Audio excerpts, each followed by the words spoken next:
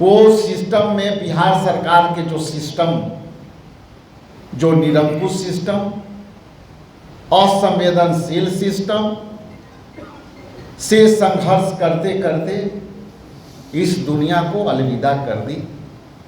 एक अदद बेड के लिए, एक अदद ऑक्सीजन के लिए तड़पते रहे चिराग पासवान जी। आप केंद्र के सत्ता में बैठे हुए हो, लेकिन आपकी सत्ता के लालच में, सत्ता के लोभ में आप दलितों के हित का रक्षा कब करोगे, ये जवाब आपको देनी पड़ेगी। जीतन राम मांझी और चिराग पासवान जी, आप सत्ता के भूखे लोग, आप अन्याय के खिलाफ बोलने से आप क्यों कतरा रहे हैं? हमारे मंच पर उपस्थित सम्मानित सह प्रभारी all India Congress committee Shahnawaz Alam ji, इस प्रेस वार्ता में उपस्थित हमारी विधायिका माननीय प्रतिमा दास जी और हमारे विधायक छत्रपति यादव जी, मंच पर हमारे महिला डिपार्टमेंट के अध्यक्षा सम्मानित सरवत जहां फातिमा जी, मंच पर उपस्थित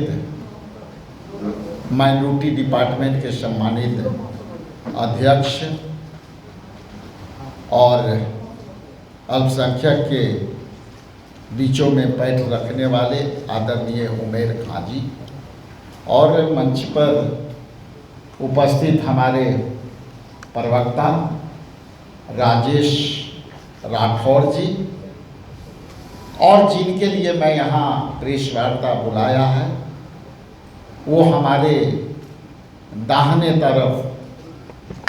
लाल कुर्ते में देख रहे होंगे, वो सम्मानित हमारे आशीष नाथ तिवारी जी। ये आपके परिचय के मोहताज नहीं रहे हैं, इनकी पृष्ठभूमि पत्रकारिता से जुड़े रहे हैं और ये भाजपा में प्रवक्ता के रूप में ये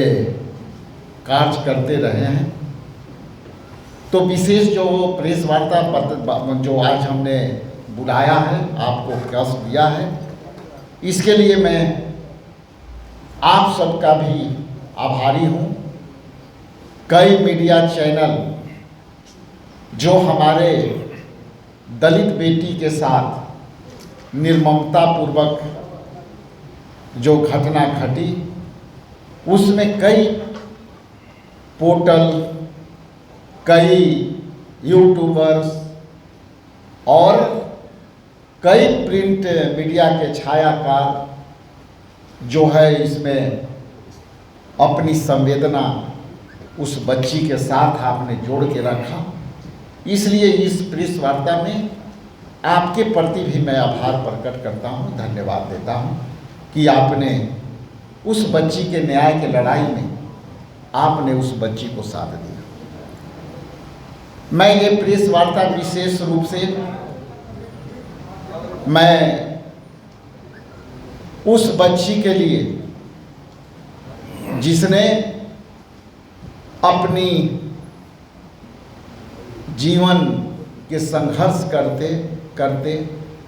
वो हार चुकी। वो सिस्टम में बिहार सरकार के जो सिस्टम, जो निरंकुश सिस्टम, असंवेदनशील सिस्टम से संघर्ष करते करते इस दुनिया को अलविदा कर दी। तो मैं उस घटना के जोड़ते हुए आपके माध्यम से मैं जो केंद्रीय मंत्री जो सत्य के भूखे हुए लोग हैं। चिराग पासवान जी से मेरा सवाल है कि आपको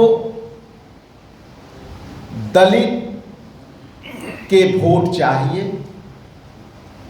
और उनके वोट के बदौलत आप चिराग पासवान जी आप केंद्र के सत्ता में बैठे हुए हो, लेकिन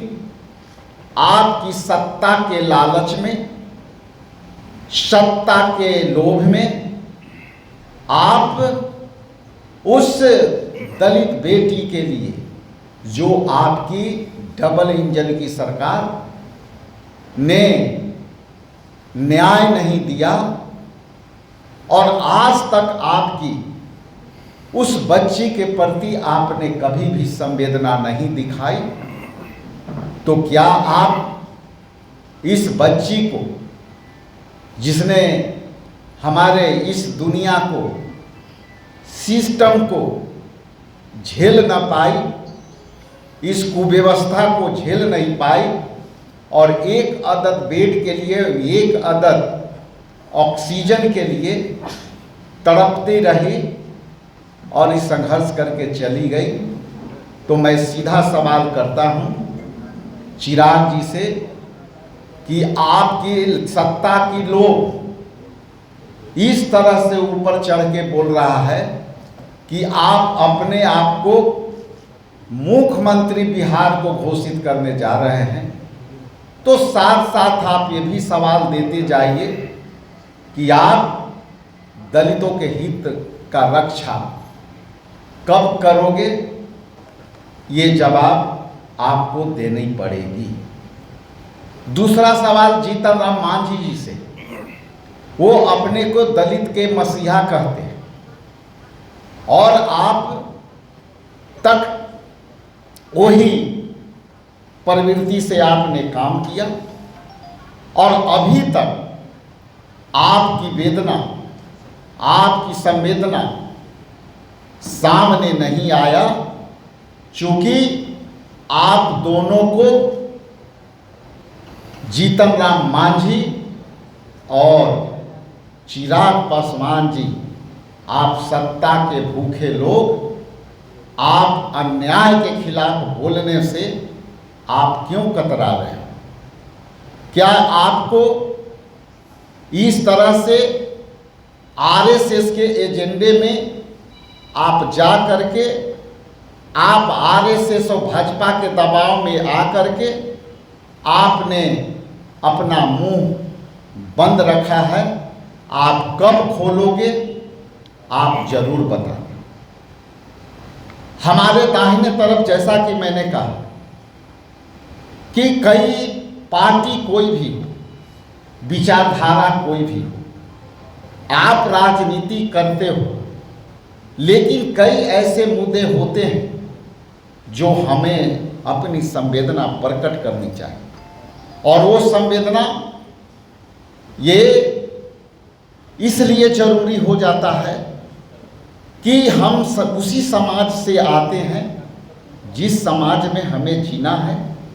उसी समाज में हमको रहना है, लेकिन सत्ता में आपकी भागीदारी को लेकर के जो संवेदना आशीष नाथ तिवारी जी ने अपने ब्लॉग्स में लिखे और इन पर जिस तरह से दबाव आया, इनके ऊपर जिस तरह से पोस्ट डिलीट करने के लिए बात कही गई और इन्होंने स्पष्ट भाजपा के उन पूरे देश के लोगों के जो बलात्कारी लोग के साथ दे करके कई ऐसे जो भाजपा के सांसद और विधायक रहे हैं, जो सत्ता को पाने के लिए,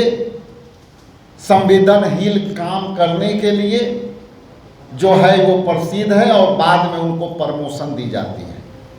वैसे ये नहीं लिख ले आशीष नाथ तिवारी और इन्होंने अपनी मानवता के संवेदना को प्रकट करते हुए उन्होंने भाजपा को जिस तरह से लताड़ते हुए इन्होंने जो रिजाइन दिया, कांग्रेस पार्टी इनकी उस संवेदना को